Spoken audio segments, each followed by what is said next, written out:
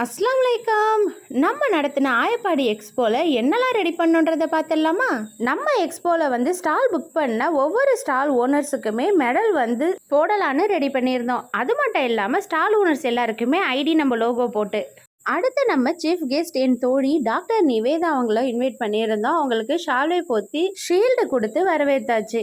அடுத்து அவங்க ஸ்பீச் பண்ணாங்க. ரொம்பவே சூப்பராக ஸ்பீச் பண்ணாங்க. அங்கே இருந்த ஒவ்வொரு பெண்மணிக்குமே அவ்வளோ மோட்டிவேஷனாக அவங்க வந்து ஸ்பீச் இருந்துச்சு அன்னைக்கு.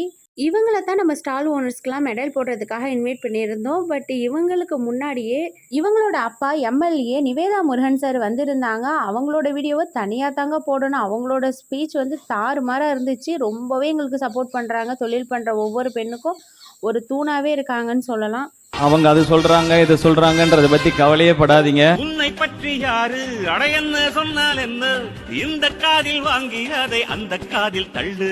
நீங்க பாசிட்டிவா இருங்க, கான்பிடென்டா இருங்க.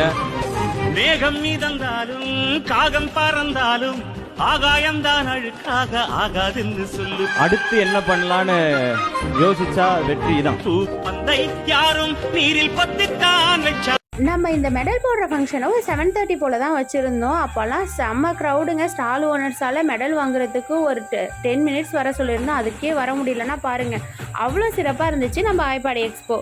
கஸ்டமர்ஸ்க்காக இருக்கட்டும், ஸ்டால் ஓனர்ஸ்க்காக இருக்கட்டும், அன்னைய டே வந்து ரொம்பவே ஹாப்பியாக இருந்துச்சு.